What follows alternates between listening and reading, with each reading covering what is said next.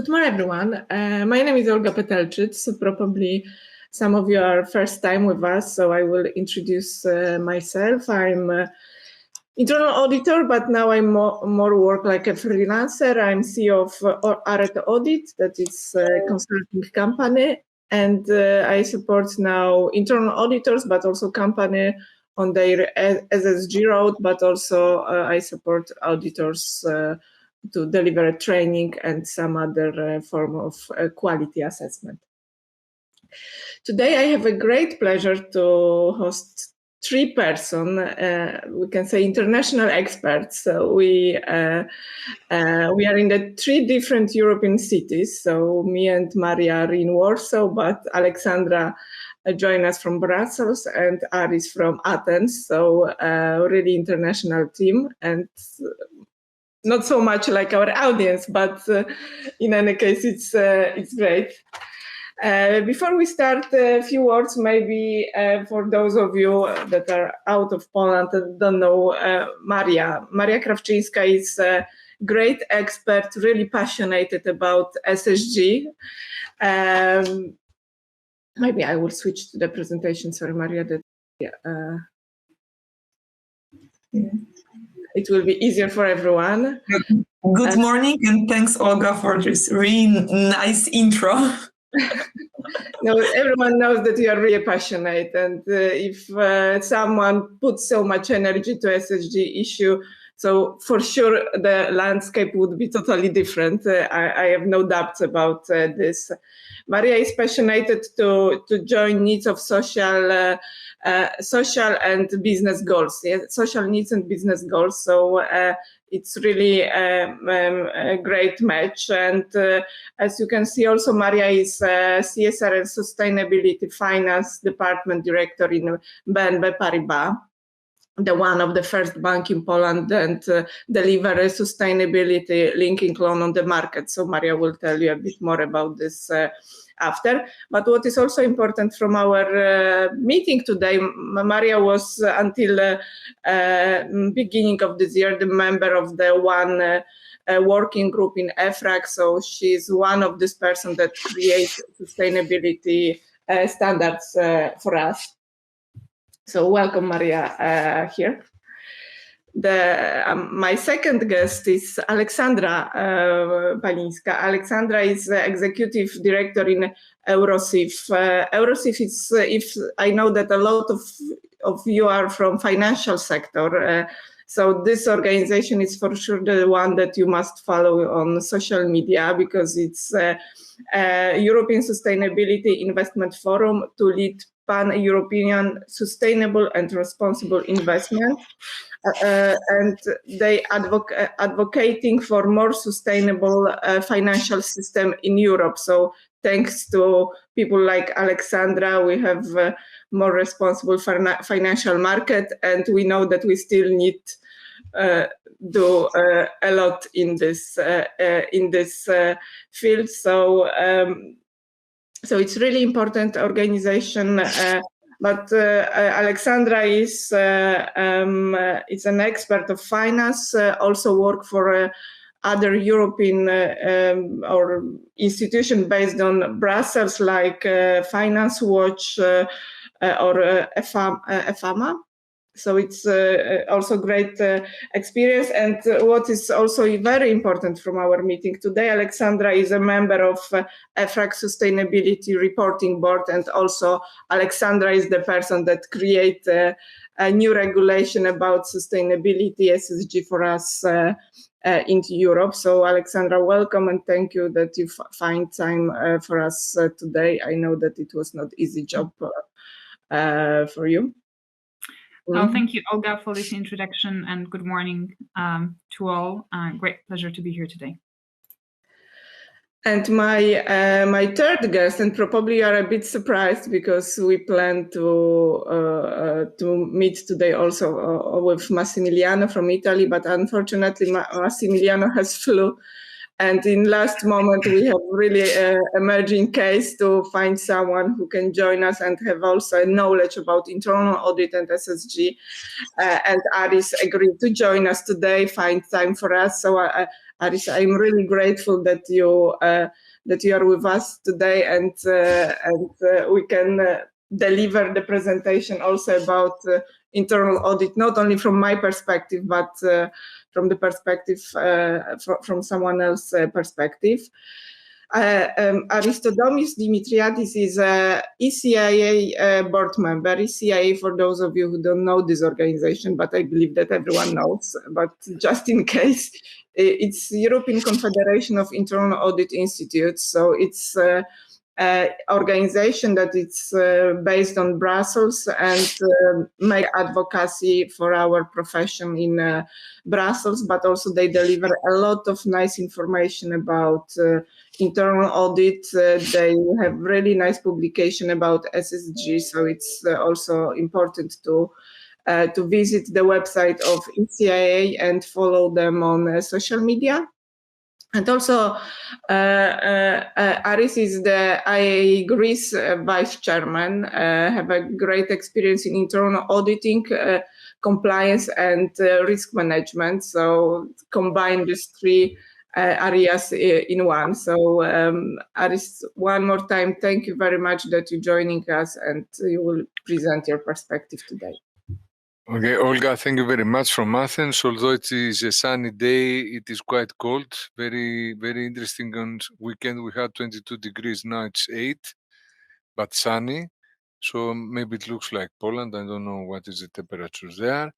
As we say in Greek and Italian, suna faccia una razza. So you don't have the prototype, Massimiliano, but anyway, I will try to step in his shoes and be as robust as Massimiliano would be, but anyway.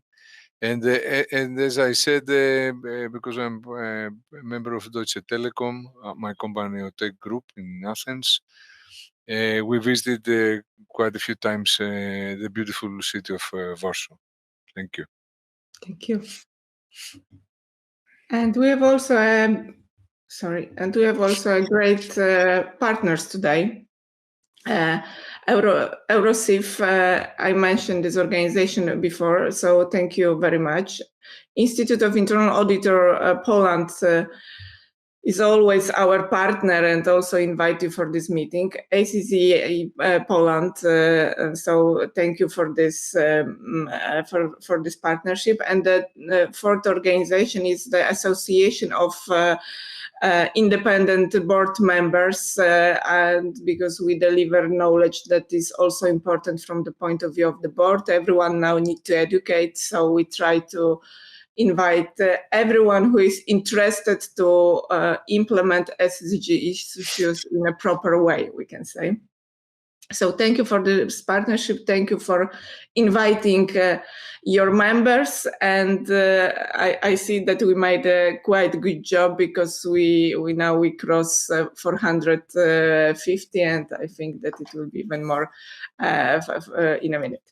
Okay, guys, so this is everything from my side. Now I will give the voice to our experts. We will start from Alexandra and Maria, and Alexandra and Maria will give you some hints, some information about SSG reporting. So a few words about CSRD and SRS. So Olga, Alexandra, you can also change the slides down the page on the right side. Exactly. Okay, great stuff. So once again, hello everyone. Well, basically, together with Maria, we prepared a couple of slides to give you a little bit more of a background information on CSRD, so the Corporate Sustainability Reporting Directive, and the accompanying European Sustainability Reporting Standards. Eventually, we agreed to divide it, so I'll provide you with a bit of a kind of a background on the so-called Level 1 rules, so the directive itself. And then Maria will provide you with background on the European sustainability reporting standards, which are being developed. So let's start with a very quick background. I mean, you know, the question is, I'm not entirely sure to what extent you're all familiar with these developments. So just to, you know, set the scene about the rules which we already currently have, and basically were adopted in 2014 and apply as from the financial year 2017, with first reports published in 2018, meaning the non-financial reporting directive, which already requires companies to publish non-financial information on environmental, social, and employee matters, respect for human rights, anti-corruption, and bribery. The report must be published in the management report or in a separate report, which was allowed as a kind of a member state option. So basically that depends on a country. And, you know, given that I understand that probably most of you are in the kind of the audit assurance profession, what might interest you, and well, surely to that extent, actually, you would be aware already of that, is that non-financial reporting directive was quite light in terms of assurance of the information, meaning that auditors need to check whether the non-financial statement is provided. However, no assurance on the contents is required. But again, this is a directive. Directives are implemented by various countries, and there are various member state options, and this is also the one. So for instance, in France, the verification of the contents was already required, but well, I guess we all know that actually France is, I think, one of the countries that has been, you know, the most advanced in terms of sustainability reporting. They started more than, I think, 15 years ago. Hence, you know, it's been much easier, I think, for the companies reporting such information there, and basically also, hence, the French authorities went further in terms of the requirements. Now, the scope of non-financial reporting directive, which at a time was actually quite revolutionary, and I remember it quite well because at that time, I worked for another organization actually representing the interests of publicly listed companies. And personally, I was also involved in, trying to basically influence the negotiations at the time. And I do remember that already at that time, you know, I think companies found it, well, okay, look, I mean, especially from those countries like Poland, where previously actually this kind of information was very rarely disclosed, and there were like no regulatory requirements at national level to do that. You know, that was quite a kind of something, you know, a lot of novelty, quite a breakthrough. And basically, I think, yes, companies had to do quite a lot of efforts in the last years to adjust to the new rules. Now, in terms of the scope, basically, non-financial reporting directive is requiring only very, very large companies, basically public interest entities with them more than 500 employees, to disclose that information. And well, as you may know, public listed entities are listed undertakings, banks, insurance companies, and others that basically, you know, meet certain criteria provided in the EU law. But once again, we're really talking about very, very large companies. Now, moving on. So that is, you know, kind of the background, and these are the rules we currently have in place. Now, in 2022, Corporate Sustainability Reporting Directive was adopted. Now, firstly, what was the purpose? I mean, why did we need that, given that we already had the non-financial reporting directive? Well, in light, you know, of all the, I would say, developments across the globe, right? The climate warming, I mean, the looming climate emergency, and, you know, many other, I would say, issues raising inequalities, and basically, you know, like I would say, you know, especially here, you know, the commitment also at the European level to basically reach the climate neutrality by 2050. There were certain, you know, goals agreed at the European level. Indeed, you know, trying to basically mitigate and adapt to the climate change, while also considering that actually climate cannot be seen, you know, in disconnect from other environmental issues. and that at the end of the day, we also need a kind of a just transition towards a more sustainable economy, because obviously if we're gonna just make, very drastic changes to very quickly reduce carbon emissions, obviously there are also impacts on people, even in terms of, for instance, how companies transition, potential layoffs, etc. And I think, especially even more recently in the last years with COVID and war in Ukraine, I think we observed once again that I would say how impactful actually various sustainability, ESG, right? So environmental, social, and governance events can be, and that they can have actually a very direct, strong financial impact, right? In reality, COVID and war in Ukraine are very badly managed and not well, I would say, foreseen ESG risks that actually materialized and that now have huge impact on businesses, economy, and the people. In view of all that, actually, several years ago, because, as you know, European legislative process takes time, the Commission put forward a proposal for the Corporate Sustainability Reporting Directive, because it was felt that, basically, the sustainability reporting done in line with non-financial reporting directive is not sufficient. Why is it not sufficient? Firstly, it did not require reporting against one harmonized standard, but companies were free to choose whatever framework they want to disclose against. While that could have been seen, as a kind of a fairly okay approach at the very beginning, especially in case of countries whereby there was not much of a kind of sustainability reporting before, soon what has actually appeared is that this is quite problematic actually for both investors and companies alike. Because first of all, users of the information, so investors and other stakeholders as well, they had a difficulty to actually compare the information, right? The information was not always sufficiently granular, more and more there is a need from the investor's side, actually, for data metrics, right? Climate targets, transition plans, but also what is the amount of your CO2 emissions? Scope 1, 2, 3, etc., and plenty of others, and that was very often not disclosed. The reason why actually at the end of the day many companies found it challenging as well is because, even though at first it felt like, hooray, we can report against any standard we want, but then soon they realized that basically investors, asset managers, and other financial market participants, they keep sending them questionnaires asking, can you also disclose this, and can you disclose this, and can you disclose it in a yet another way? So I think companies realize that it's becoming actually quite problematic as well.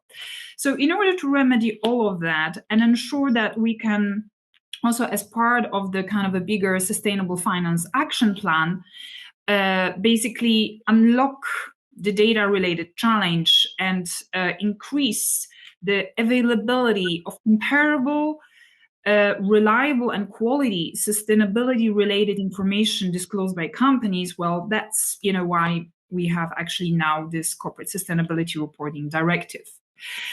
Now, in the meantime, what has also kind of changed, the scope was enlarged. So it is now no longer the 500 employees threshold, but now the rules will apply to all large companies, meaning companies with more than 250 employees. In reality, there are also 2 other thresholds you have described, but usually as a kind of mental shortcut, it is referred to as 250 employees. Also, all listed companies except listed micro enterprises. However, listed SMEs, they will be subject to special regime whereby they can actually report against bespoke, simplified sustainability reporting standard. Now, in terms of actually, so in short, CSRD basically revises and replaces NFRD. And, in terms of also the scope of the information disclosed, it's more actually detailed. It's kind of a little bit, better organized. So basically, and, fully reflective of the double materiality principle, meaning that companies will have to disclose on both the sustainability risks and the impact. What does it mean? Sustainability risks, it means how environmental, social events affect actually the company's operations, okay, and the financial returns.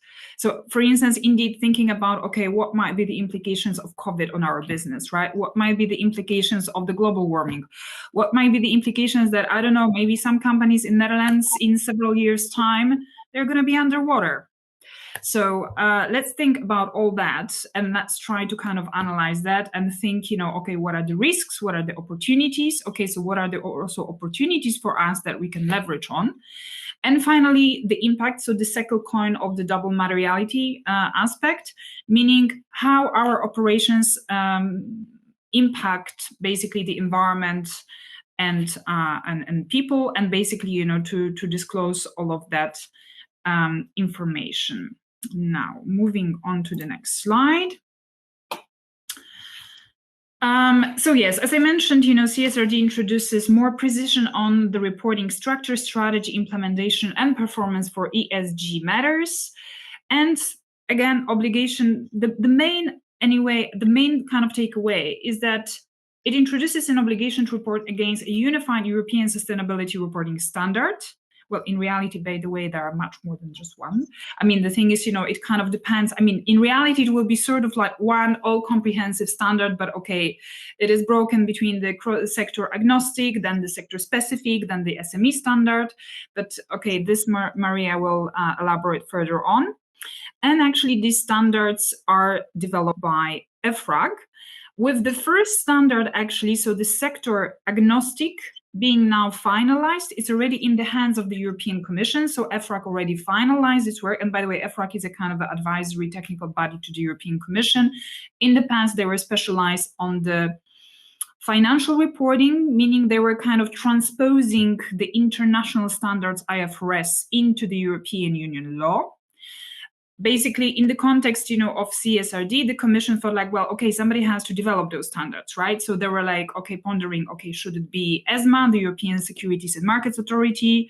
IFRS also Foundation had, its appetite for it, and well, many others. Well, eventually it was decided that EFRAG would be an appropriate body for that. However, they also had to do some, governance and membership and other related changes in order to ensure that actually it would have appropriate model, governance, and resources in order to do that, as well as the funding, which is still a big issue. But okay, I'm not gonna delve into that maybe yet. However, if we just can go back for a second. So basically, these standards are being developed. As I mentioned, the first set of standards, it's nearly actually finished. And there will be still a very short public consultation during a period of 4 months now, starting in April. But in any case, the first set of European sustainability standards are expected to be adopted by the Commission in June. Now, so the remaining big takeaways, as I mentioned, clearly embedding double materiality approach. And what is certainly a lot of your interest is an obligation for the external assurance. Now, in terms of the external assurance, it can be done either by the statutory auditor or by actually another auditor. And there is also a member state option to allow assurance for other sustainability assurance providers. Okay, what does it mean? My understanding is that actually this kind of companies, they don't necessarily exist in all countries, but for instance, in some like France and others, they're already quite prevailing. So basically, companies, that are specialized specifically in the sustainability reporting assurance. And, I think, a very big debate, and maybe I'm going to be slightly controversial now, the very big debate about all this is that even though there are, of course, kind of certain links and similarities, in terms of financial reporting and sustainability reporting, and of course, kind of the interlinkages are very important. But at the end of the day, it's very different things, financial reporting and sustainability reporting. So, obviously auditors, they have great knowledge and expertise in terms of financial reporting. Sustainability reporting is a very kind of a new and quickly evolving field and domain. And it is found that actually currently a lot of traditional auditors, maybe they don't necessarily yet have, I would say, sufficient sustainability related knowledge in order actually to perform that. However, of course, we are also all aware that I think the audit profession is trying to very quickly remedy all of that and upgrade their knowledge and skills, with the various certifications going on, etc., etc. But anyway, so there are certain companies that actually specialize only in the sustainability reporting insurance, and this directive allows actually member states to allow that. Now, finally, Sandra, if I can mention one thing only from the Polish market, that because for the Polish people that now we have a big discussion who will be in Poland, and probably it will be statutory auditor. And I agree with you that financial audit and auditing sustainability issues are two totally different things. But also in Poland, we don't have specific companies like you mentioned in France or other countries. But in any case, it's also the question who will be supervise the market, who will be supervise these companies. And this is another, I think, a big issue. And now we need to decide in Poland how to organize whole system, because it's not only the audit of the company, but it's also to organize the whole system to deliver the good quality of these audits. And that's why also I'm so a big fan of sustainability reporting for internal auditors, because we are not financial auditor. We are really well in analyzing the processes. So from our point of view, to learn SSG issue and to implement SSG audits, it's really, we can say maybe easy job, maybe it's too much, but it's not so much complicated from our point of view, because we are used to audit different processes in the company, different risk, non-financial also risk in the company. So I think it will be easier for us than for financial auditor to jump to these issues. Well, I think, that's definitely, I see a great role for the, internal auditors to be engaged in that as well. It is true, however, that, of course, I don't think that can really replace the requirement to perform the external assurance, right? I think it's the same story as with the financial reporting, right? I mean, for instance, even personally myself now managing an organization, I also had to look for an external auditor who's gonna basically check whether our financial accounts are intact. And I think, all of us know about, I don't know, that whenever you have an internal auditor, of course, the discussions and interlinks with the management are much stronger, right? Hence the importance of external party verification, which I think, is especially important if we talk about large companies and about basically, public interest entities, listed companies, so that basically, we can, and ensure there is, sufficient investor protection, right? But of course, at the same time, I think, the role of internal auditors is also, of huge importance to ensure that basically, whatever is already produced internally meets, the highest, I would say, standards. And of course, then it will also, definitely, I think, simplify the role for the external auditor eventually as well. Well, speaking here about this member state option and the other assurance providers, I mean, personally, I would then encourage basically everyone to push for actually enabling this member state option, even if actually currently there aren't many companies, or there aren't any maybe companies on the Polish market that specialize only in sustainability assurance. Look, I think, there have been always so many issues, right? I mean, especially talking about the audit market reform, about actually, having this market, a little bit too constrained. It's so important to ensure there is actually a healthy kind of competition on the market. And the thing is, if from the onset we're going to restrict actually this and allow only statutory auditors, or basically just, people from the audit profession to do the sustainability reporting, I think it's going to definitely stifle the innovation and development of other solutions. So, and honestly, I think, with the sustainability reporting, there is so much work that I think, there is enough for all of us, including the auditors and actually sustainability reporting assurance providers. So I think it would be a shame to actually restrict development of this market and of such companies that can be very helpful and I think can very well coexist with typical audit firms. Okay, just to finish off. So basically, in terms of the application dates, CSRD is phased in over time.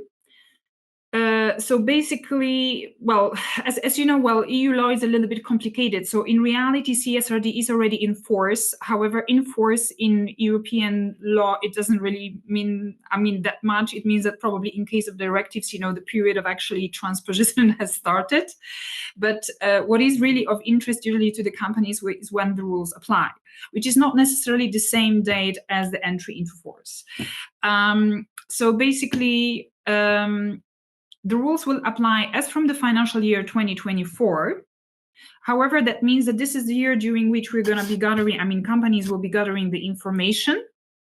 And basically, the first reports are expected to be published in the course of 2025.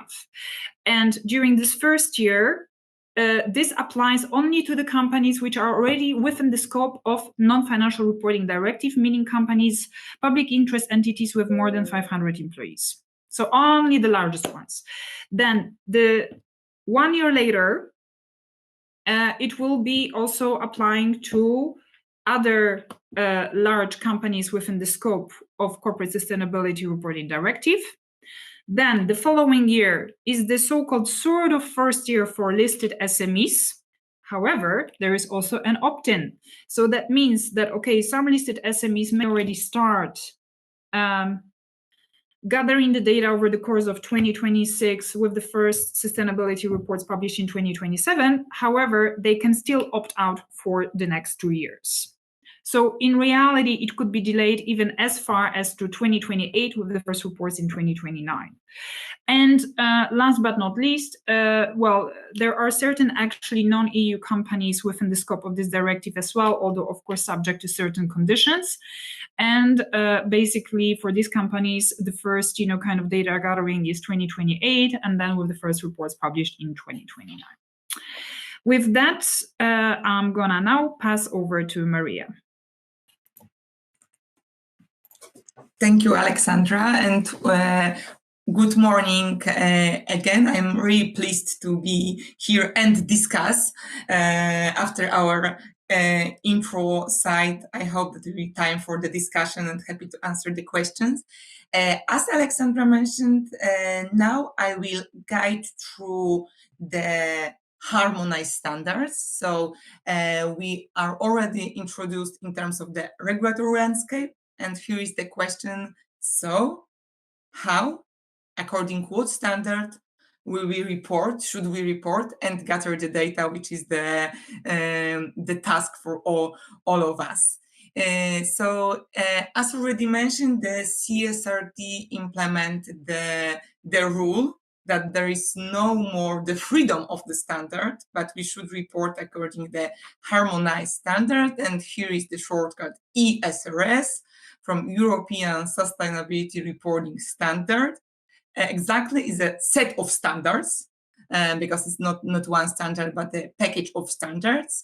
And first set of ESRS is already on the table. As Alexandra mentioned, the EFRAG, designated by the EU Commission body to develop the standards. The EFRAG, after the wide period of public consultation, after the hard work in the working group, already delivered to the commissions at the end of the November last year, the first package of ESRS, which is the agnostic package of standards. And it is absolutely publicly available. You can look into the draft on the EFRAG website. Here is absolutely also the link provided to the package. And what is really important, it's not only the package of the proposal of standard, but it's also the set of educational webinars and short movies. So for those of you who will be really interested in, I hope all of our participants, you can go deeper into the details of the standards, not only by listening us today, but also using this educational package on the EFRAG website. And really important point is to understand the construction of the ESRSs, as already Alexandra mentioned, is a package. Yeah? The package will consist of the sector agnostic package, which is already developed. The first set, as we name it, is the first set already developed by the IFRAC, already consulted publicly and delivered to the Commission. So we are waiting for the final acceptance and the publication of the first set, which will be published as a delegated act, which is also a really important point because it's the clear way to avoid the adaptation by country. Yeah? So as we all know, the delegated act comes into force to each member state country, and it avoids the fitting to the country specifics, and having the comparability will be assured. So the first set is sector agnostic, but the second set of standards, which will be developed in the future, nowadays the timing is a bit liquid. It will be the sector-specific package of standards. Absolutely, really important to have a sector perspective to make a focus on the materiality aspects depending on the sector specificity. It is the second phase of the development of ESRSs. The timing is, as I mentioned, under discussion nowadays, but it's definitely the future of development of the ESRS package. And the third important layer of the approach of ESRS is also the entity-specific approach for the reporting. And here is, I can suppose, quite obvious for us that the entity should report according to the set of standards, but there's also some specificity in terms of our business model. And for example, for our business strategy or integrated strategy, which means the business and ESG strategy, which should be also the point for the information provided for the market. So the entity-specific perspective is naturally also pointed in this construction, the structure of ESRS as an important topic to be on the agenda of the reporting entities. And quite obvious, but just to remind all of us, the main areas of ESRSs is naturally the ESG, so the disclosures, the data point expectations are concentrated on these three areas of the sustainability, which is ESG. And in terms of what and how should be reported after the IFRAC work, hard work done on the preparation and then consultation, there is the approach defined by 4 reporting areas, or we can say 4 reporting ways how to disclose information to the market in the division to report the governance, the strategy, the impact, risk and opportunities, and metrics and targets. To simplify, how we manage the topic, what we introduce in terms of the policy regulations to implement the goals, and then how we assess the effectiveness of the procedures of the politics. So how we assess if the management process on this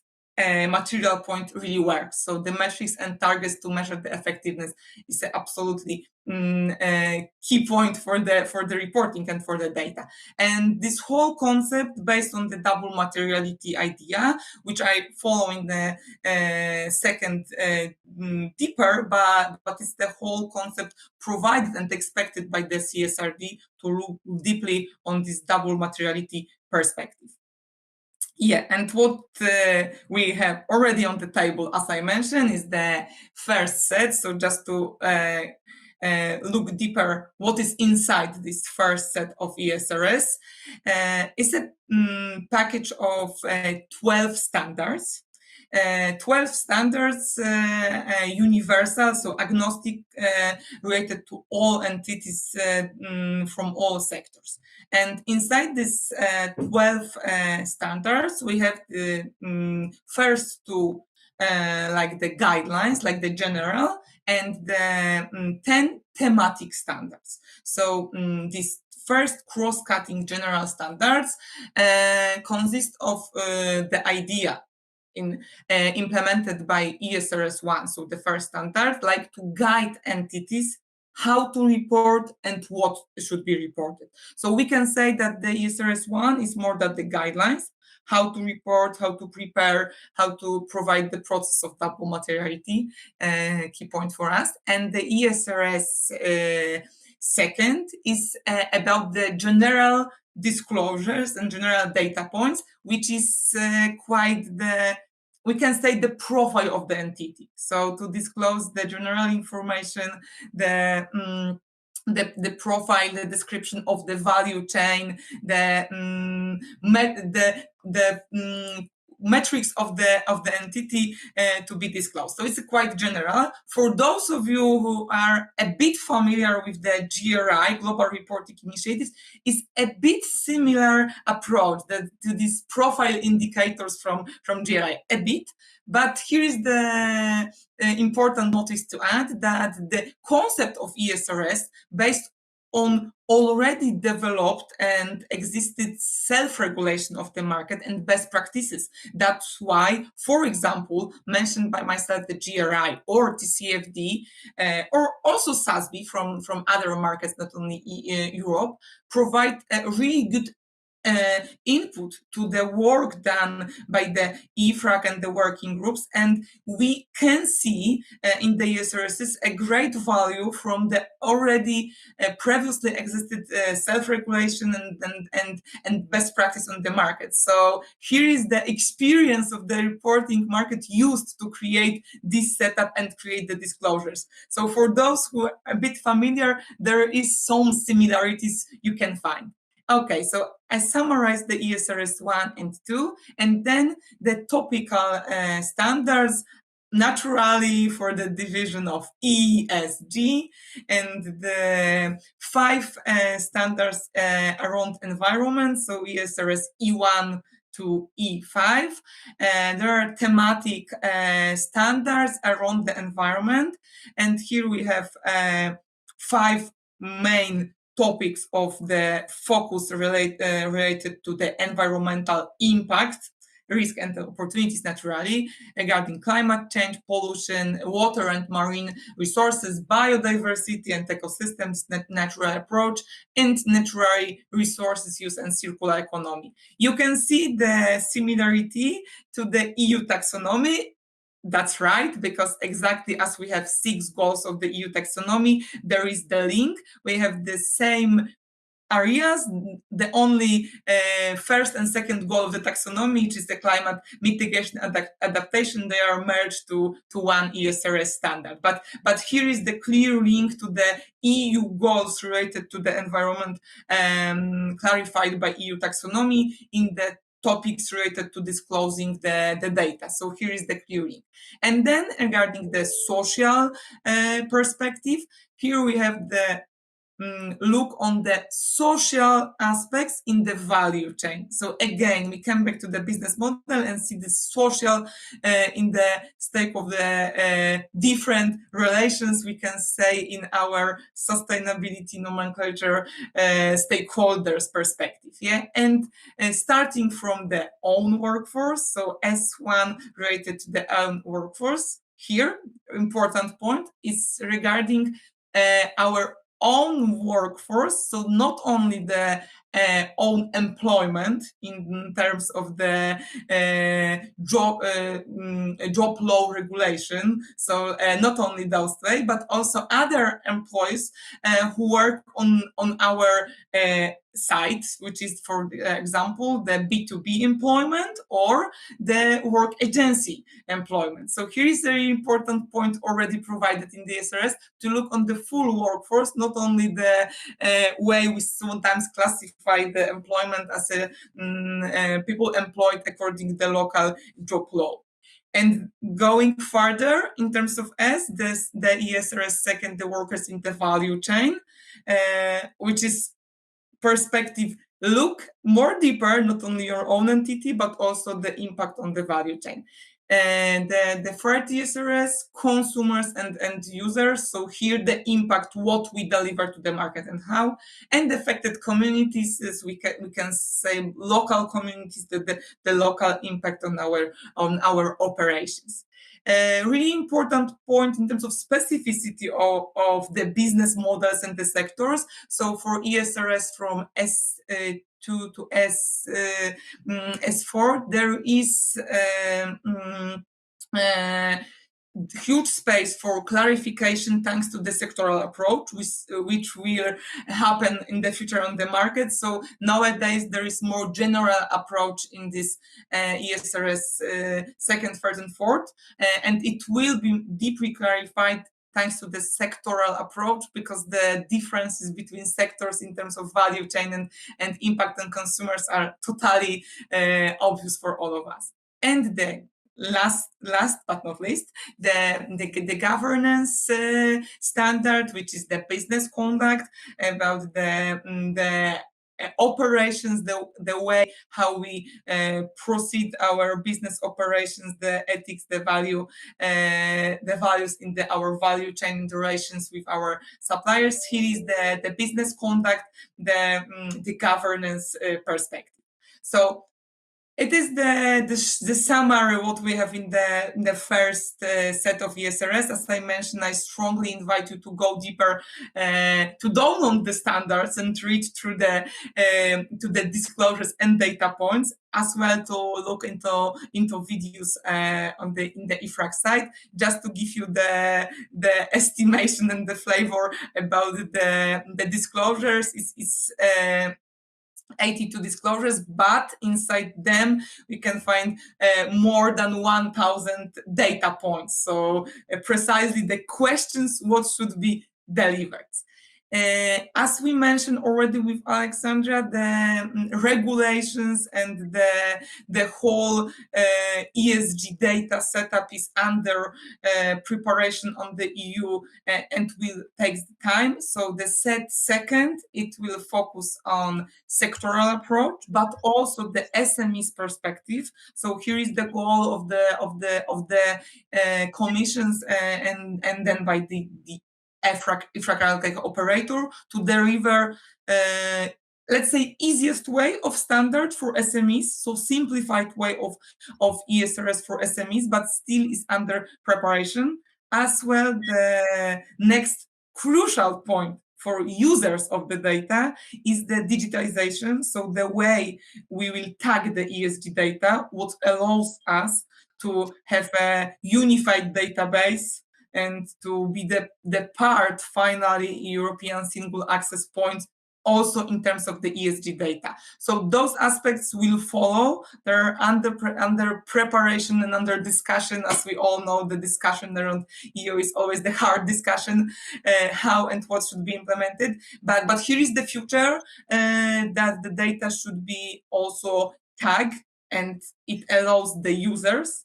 And as I represent the financial sector currently, we are the direct user of the ESG data. So we really need this way of digital access to the ESG data. So, but here it will be the future. And just wrapping up the discussion about the ESRS, like the summary, and once more deeper look what does the double materiality approach means, just to clarify the whole concept of the reporting based on the approach to make the proper assessment of what is material according to the rule of double materiality approach, which means that we should assess the impact, risk, and opportunities of our business model and the value chain from both perspectives, so from financial and impact perspectives. And here is the core of the sense of the reporting. to integrate the approach, how we analyze our business model. So to make the assessment in the integrated or way, and to look on the risk and opportunities with the approach of the financial perspective and the impact perspective. And this is the core approach to the reporting, but naturally there is the rule what should be disclosed, and then what the disclosures and data points will be disclosed as a result of the double materiality assessment. So here on the left side, you can look at what will be obligatory to all of us, to all reporting entities. So naturally, the ESRS 1 and 2, so this cross-cutting standard, this profile, as I mentioned before, but also E1, so ESRS E1, climate change. And here is the clear answer of the EU that we need to track the progress around the declaration to net zero. So here is no choice. The ESRS E1 climate change is obligatory to all of us. And naturally the S1, part of S1, which is the profile of the employment. Yes, so it's like the statistic data about employment, our HR perspective. Here is quite natural. It should be also obligatory.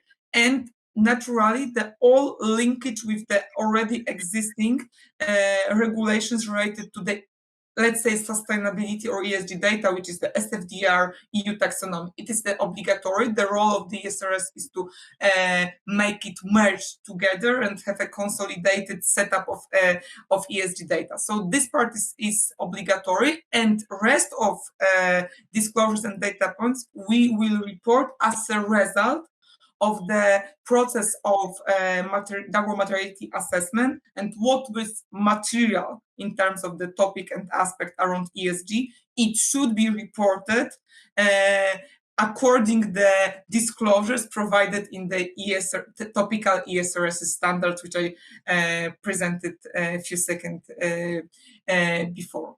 Yeah, and the last point I prepared for today, really briefly, is to take attention on the value chain, because I think this is something new for the way the entity thinks about the operations and the communication to the market in terms of our impact and also risk. So here is the quite clear indication in the CSRD, then implemented into ESRSs, that the focus should be on value chain. So when describing impact, risk, and opportunities, the entity should have a broader perspective that only my operation, only my employment, and only mine, for example, emissions. Yeah. So here is the value chain really present in the ESRS approach, starting from the double materiality perspective.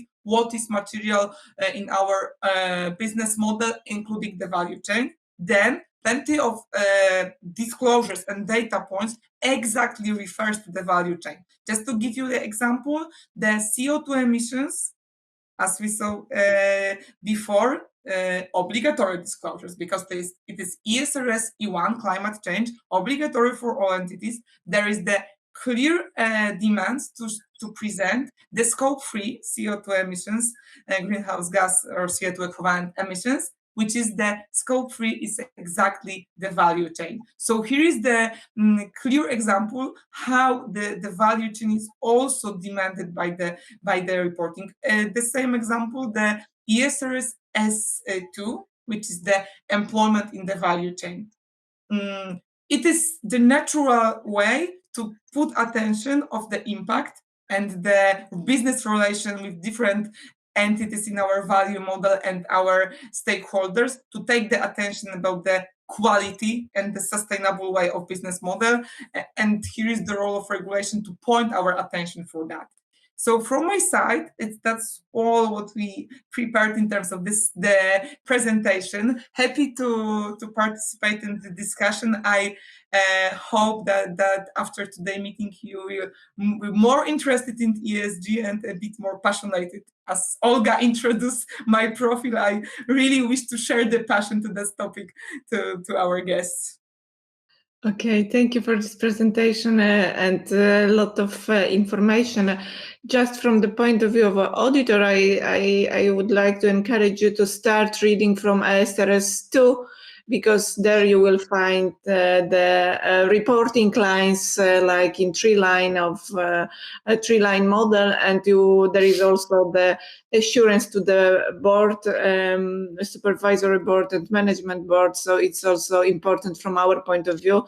And as Alexandra said before, that the internal audit do not replace for sure the external auditor, because we have a different client. Yeah, we deliver assurance to internally to the board, and external auditors deliver assurance to the market. So this is the main difference between our profession. And but in any case, if you want to start your adventure with SSG, I really recommend you start from ISRS 1 and 2, but mainly 2. It's important from our point of view. Okay, so now time. Thank you, Maria, one more time. Now time for Aris and to present the perspective of internal audit. I think that we are a bit out of time, so just a quick link what was mentioned before, and it will be great to share the perspective of internal auditor. Thank you, Olga, Maria, Alexandra. Thank you for this very quick, although we were out of time, but it was quick and to the point introduction to the what is expecting us in the years to come. And for us that we didn't have any let's say view of what is coming, you gave us a lot of information, and as Olga mentioned, we need to start reading. Although I repeat the first two slides, and already are included in Maria's and Alexandra's presentations. I left the slides because I want to intensify the time frame, which is against us. It started the clock is ticking very, very fast and very, very quick. We are already, I have the tendency to say, after Q1, including the summer holidays, we are half through the year 2023 and the 1st of January 2024, that we need to start to collect information and data in order to report in 2025. It is very close. So if your companies didn't start the whole work, you need to begin the work. If I can summarize what I want to say, in order to Olga to stay within time, I must say this is the time internal audit can show its, allow me the word, its muscles and the importance. In every way you are looking, internal audit is part of what we call corporate governance systems. Almost all corporate governance codes point on the internal audit's importance and independent and objective role within the companies to inform the audit committees, to inform the BODs of what is going on in the company. So it is the time internal audit once again can show and play a pivotal role in order to enable all these external reviews, whether it will be the external auditors or other evaluators of the systems, to give independent assurance on in all these new regulations. Just a small okay. Just a small note again. Thank you very much, because Olga, you mentioned about the European Confederation of Institute of Internal Auditors. Our role in Brussels is to unite not only the EU member states, but all the European national institutes of internal auditors, to unite them and have a common voice and discussion, first of all, with our colleagues in ECODA, EFRAC,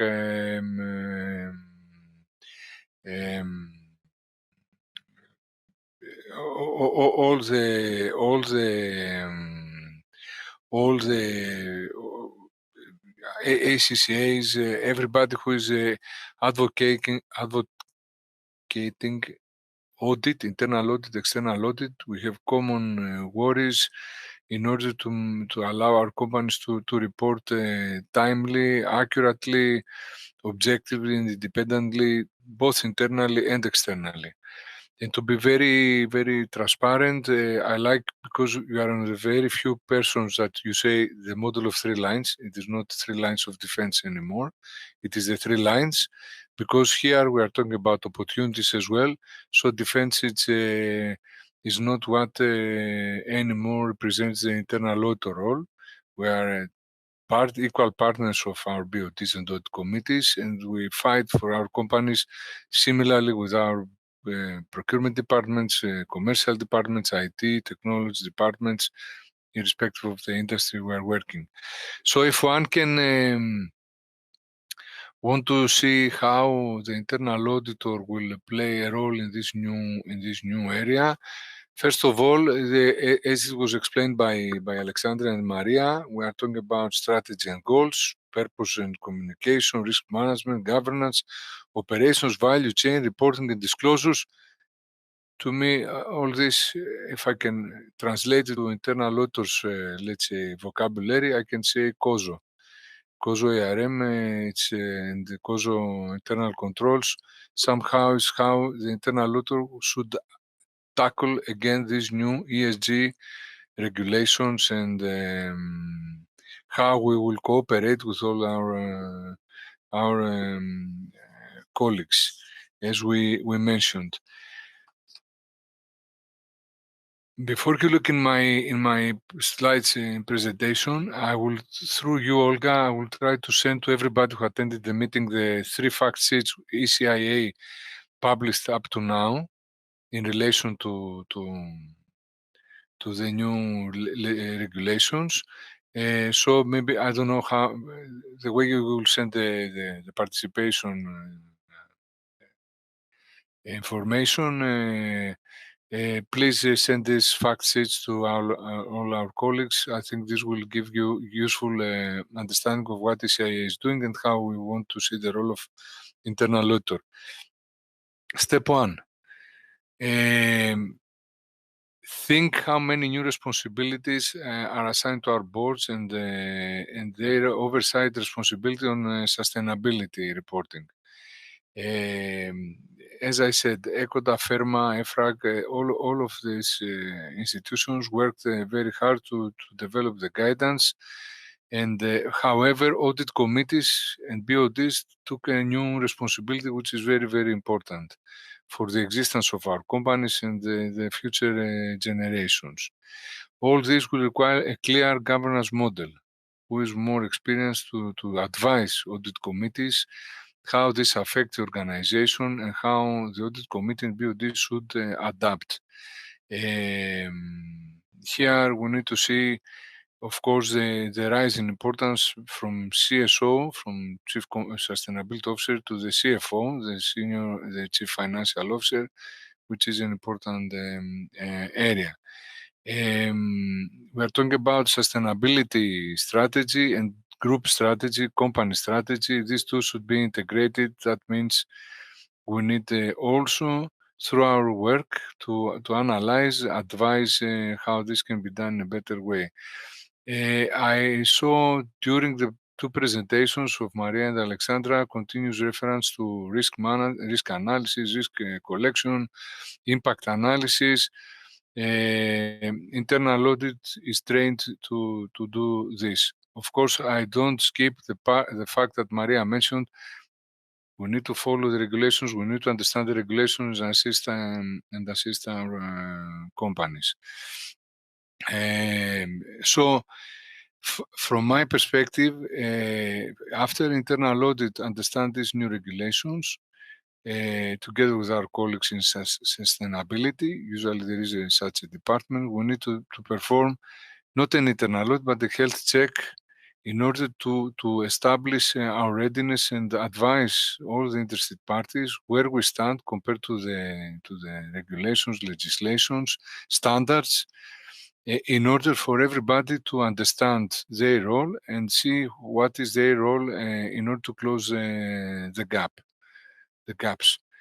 By doing so, we can identify, because ESG is not something just to follow some standards, it's transforming the strategies of the companies and transforming maybe in some cases even the way we operate. Change completely our operating model. So new risks will arise in this process, and internal audit through the health check or specific audits needs to understand and explain in a very easy way. And this is my third point here, to establish exactly where the company stands compared to the standards. Alexandra mentioned that, and Maria, sorry, mentioned that very, very clearly. And through this health check, one can help the company to understand what are the greatest areas we need to action. Following that, it is the follow-up, and we need to monitor the changing in the regulatory framework. Maria and Alexandra, you explained very, very well that all these are under development, so internal audit needs to follow up, needs to understand where we and how all this process is evolving until we are going to start the reporting and collecting the information. So follow up on regulatory developments and the processes in the company to close the gaps, identify the gaps and close them. It is an important part of us in order to give continuous information to audit committees and BODs how the process is established, how the process is followed up by all the interested departments, and where the company stands. And the last we call the change path, monitor the regulatory and legal update. From internal point perspective, we need to understand what is important for the organization, how we can assist the evaluator in doing the work. We can help the company departments to establish specific, let's say, processes in order to show how they establish and introduce in their daily processes all these standards, so how the evaluator can easily identify the information they need.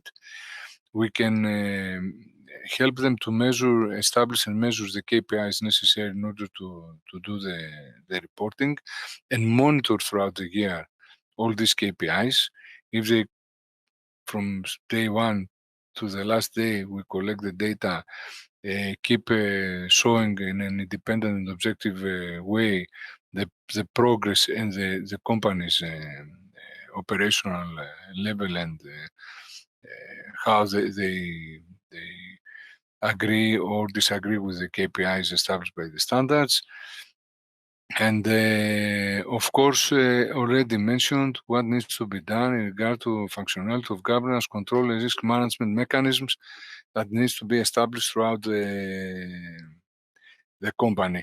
If you take the three letters ESG and what was already presented, you can start the upside down, starting from governance, where we can show how the companies establish the policy and procedures to identify the KPIs, to report the KPIs, and follow up on reporting and required mitigation measures.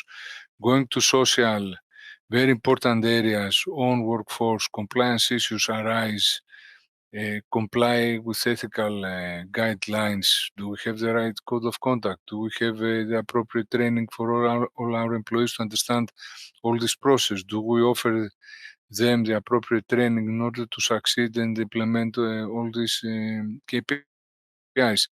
And then if we go to E, environment, critical issues, double materiality, what we do to the environment, how environment affects our company. These are areas usually internal audit is performing risk assessments and internal audits, following policies, following standards. And then it is important to update, as I said, continuously our BOD, how to manage throughout the years from now on, in order first to prepare the right set of data beginning of January 2024, and reporting beginning of January 2025 for first year. Last but not least, again, if I can give some extra assistance, AI, to summarize, needs to examine the design functionality of both the company's sustainability risk management and internal control systems, corporate governance system, can validate ESG goals, benchmarking, insights to ESG implementation embedding in the daily operations for the whole value chain. Together with our colleagues in compliance, this is very, very important to work in risk management.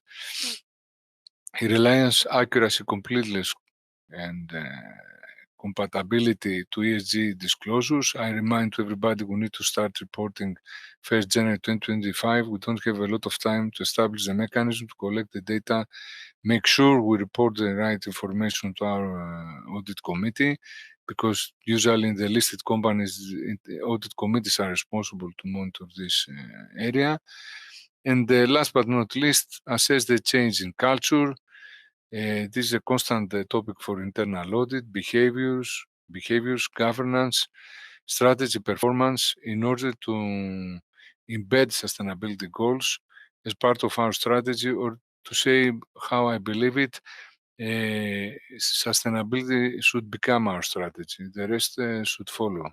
We need to live and work on the sustainability everyday life. Olga, I hope I was very fast. In order to save some time for discussions or it was really really nice, and thank you that you mentioned a few things. The first is that we need to educate. Yes, this is the first step, and to assist in changing strategy, because implement SSG regulation, it's not just a poor compliance. Yeah, it's something much bigger. So we should start from develop our strategy, and if we change our strategy, we will have a new risk in our organization. So it's also important for internal auditor, because we need to change the approach to some areas that we have in our audit universe. And the third thing is that we don't now look not only on the risk, but also on the opportunities. As you mentioned, the three-line model is not anymore model of defense, but we want to create the value. We want to support organization and create the value. So we need to also watch the opportunities and support our organization in this route. And what is, I think, after the first step is to make a gap analysis, to find the gaps, what we need to improve in our organization to be in line with this new approach that Alexandra presented on the beginning, why we are doing this whole big job. I think it's really important what was said on the beginning, why we are doing this. It's not just the regulation, it's something much more. So thank you. You cover all the points that I had hoped that you will cover. So it's great. And Maria is already with us. I have, and also Alexandra, I have a few questions for you guys, but you know that I had a long list of questions, but of course we cannot go through by all. But I think what would be important for our guests today is if you can give some hints how to start this road and put a bit more light on the opportunities which give this SRS from the point of investors, from the point of financial market. So I don't know, Alexandra, maybe you will start.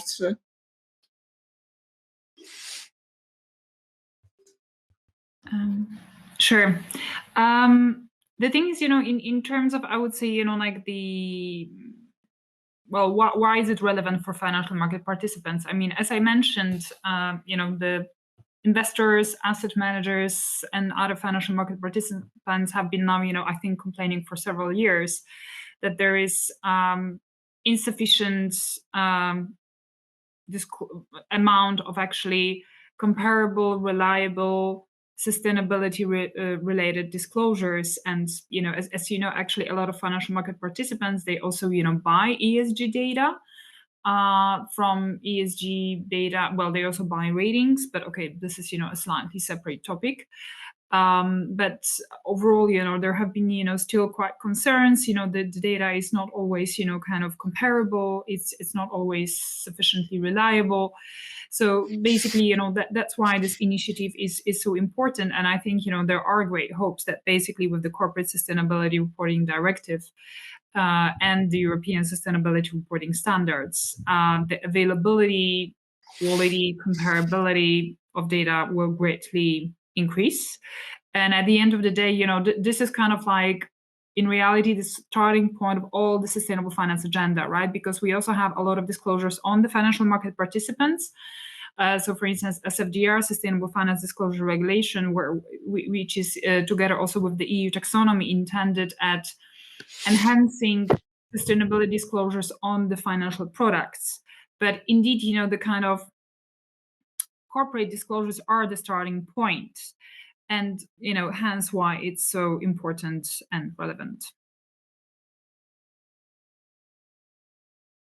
We can't hear you, Olga. Okay, Maria, from your point of view, from the point of view of financial market, what will change and why it's important also for your clients, or mainly for your clients? And if you can say a few words about sustainability linking loans, it would be also nice.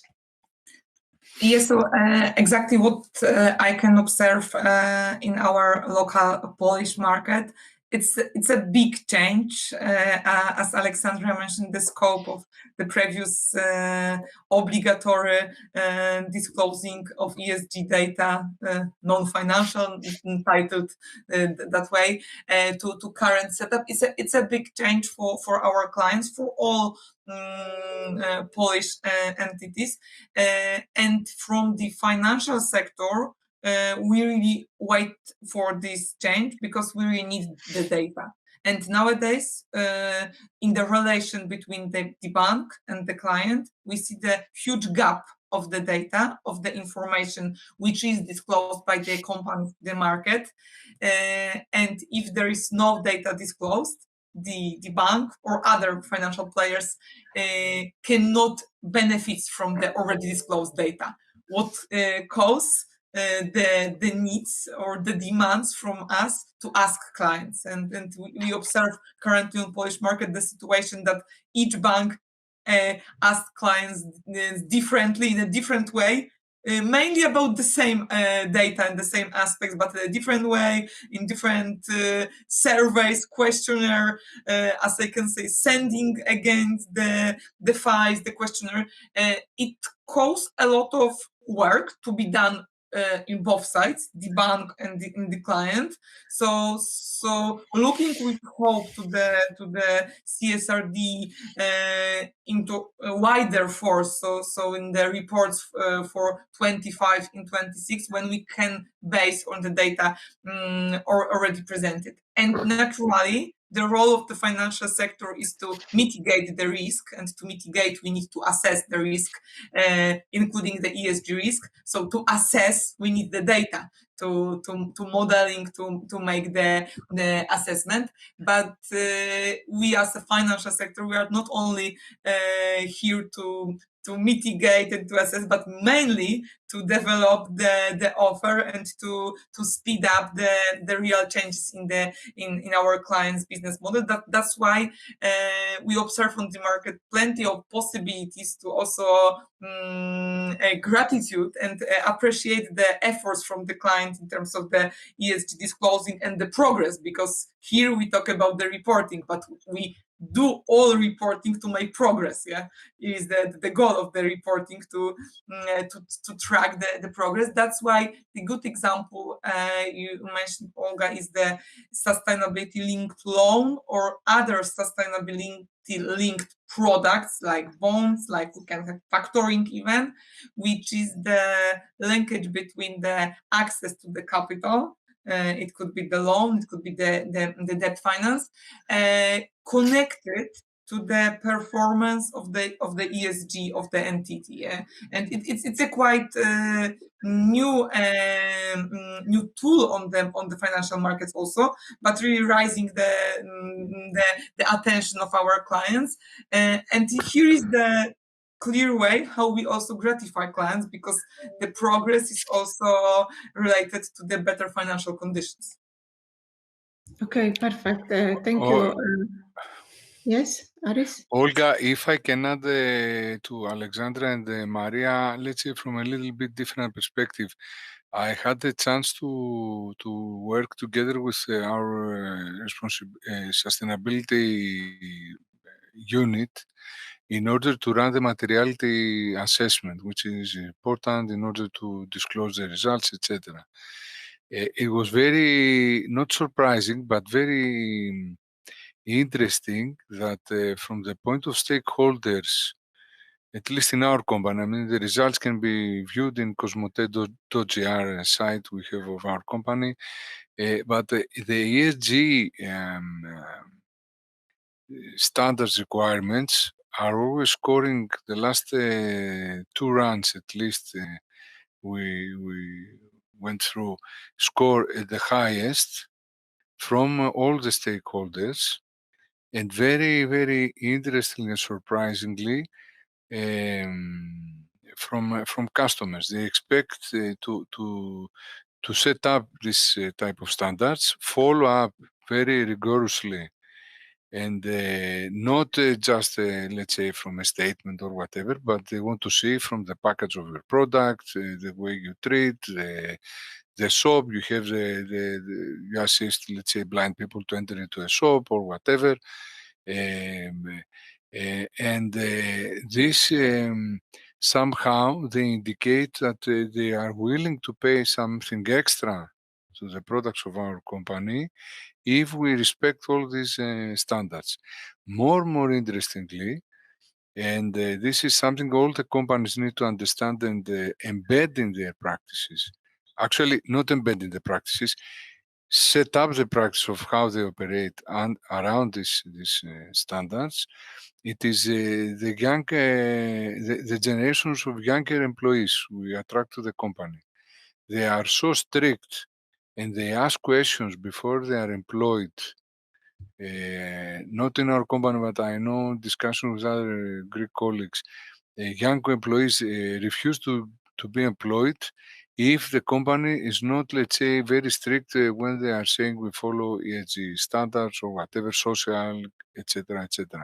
So this is something we need to take very well into account. And of course, as Maria mentioned, in the financial industry, when you go out to get a loan or whatever, you are asked a lot of questions around these topics, and you need to explain yourself very, very clear and objective in order to persuade them that you really follow a track that it is provide for a sustainable business today and tomorrow. Thank you.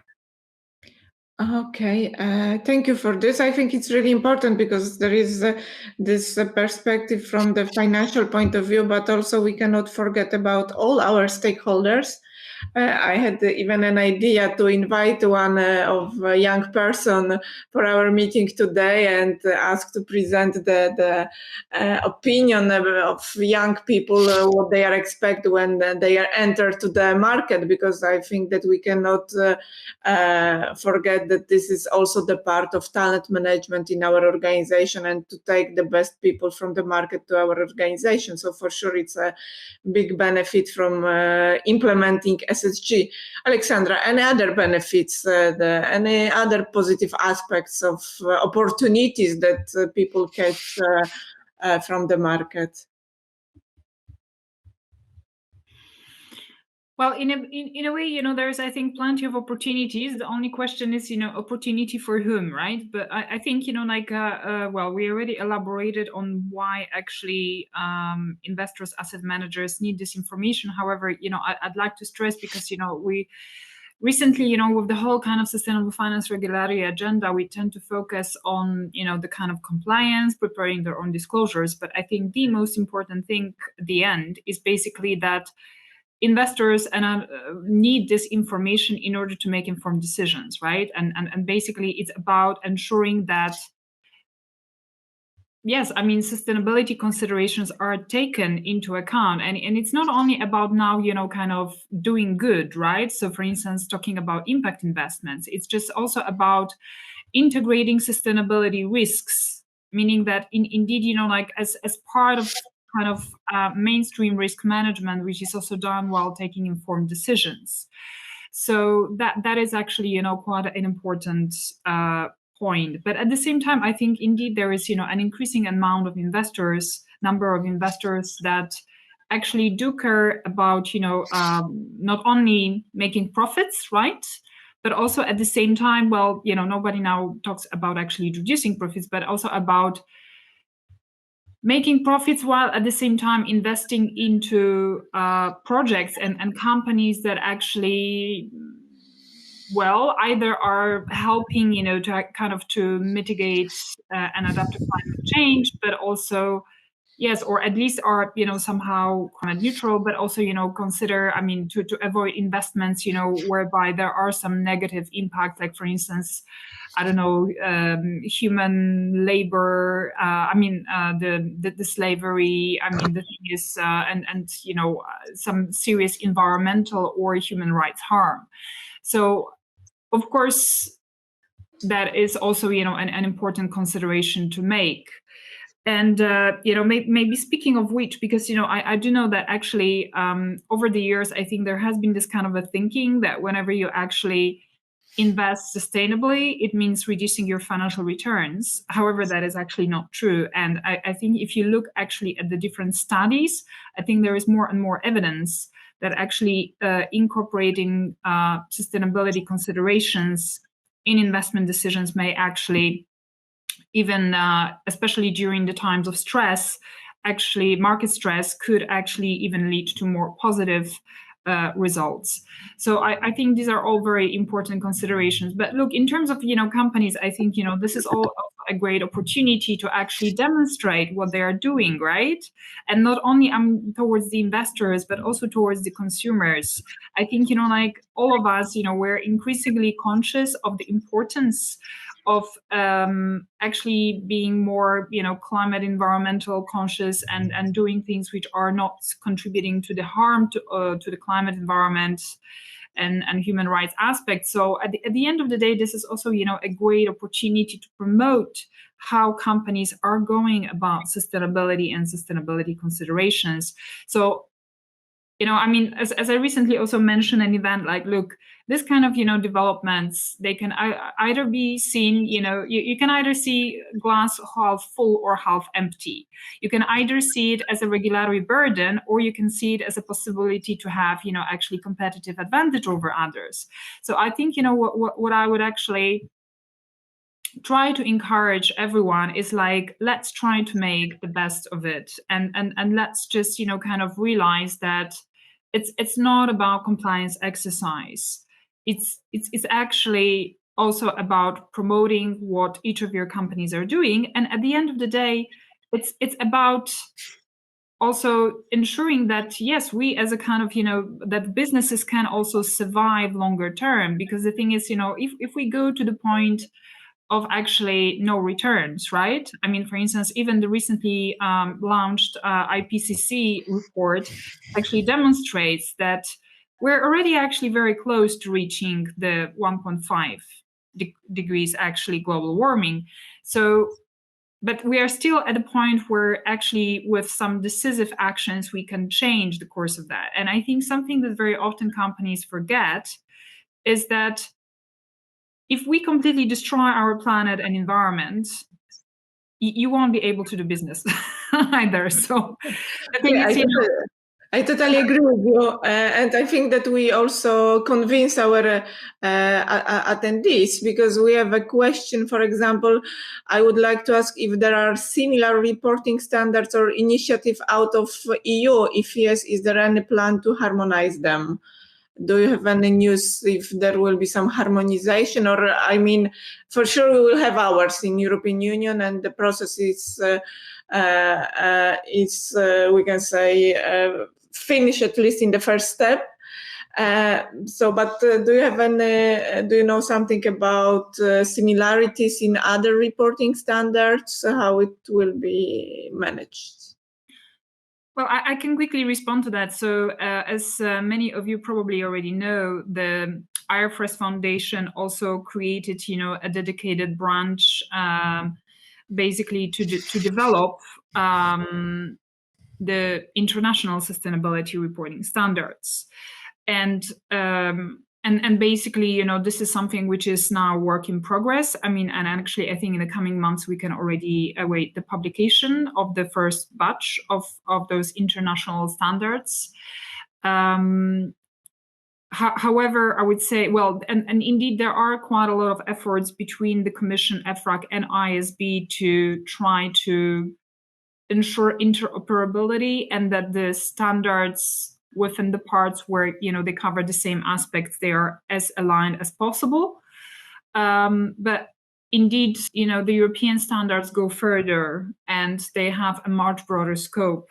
So the two main differences is that the ISB standards are based on, well, they are not based on the double materiality perspective. So they focus on the so-called investor materiality, which I think is not really the best term because there is more and more investors who actually do care about impact as well. However, what is actually meant here is purely the financial materiality, so sustainability risks.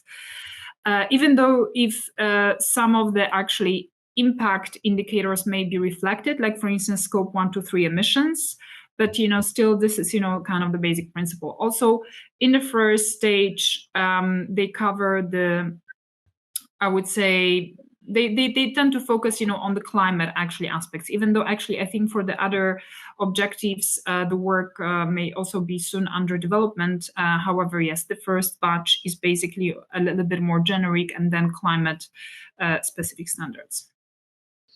Okay, so thank you very much. I think that our time is finished. So if you want to add something, Aris, this is the last moment. No, for me, just to add, first of all, thank you for the organization. I hope we manage this ECIA to participate to your expectation. But for internal auditors, this is a moment of truth. This is a moment we can really become a pioneer and find another way to explain to our audit committees and board of directors about all these new regulation. I agree with Alexandra. It's not anymore just to comply with the new law. It is to explain how we have to change and what kind of risks we will face in the new era that it is coming faster than we thought. So good luck to all of the participants to do their work. Okay, thank you very much. I think that we lose Maria, but in any case, thank you very much. My guests were Maria Krawczyńska, Aleksandra Palinska, Aristodimos Dimitriadis. Thank you very much, guys. And I also want to thank you one more time to our partners. So I hope see you soon. Our next webinar will be in May. It will be dedicated to human rights. This one will be in Polish in cooperation with Polish Institute of Human Rights, Polish Institute of Business and Human Rights. And the next in September will be also in English, and it will be dedicated to initiatives, day initiatives, so diversity, equality, and inclusion. And in November, we will speak about greenwashing, greenwishing, and green mis-selling. So we already have a plan to the end of the year. So I hope that you will follow us, join our events, and of course I invite you to cooperate with my company, but I think that it's this you already know. So thank you one more time, and see you soon. Thank and you. Good luck Thank with you, Olga. implementation.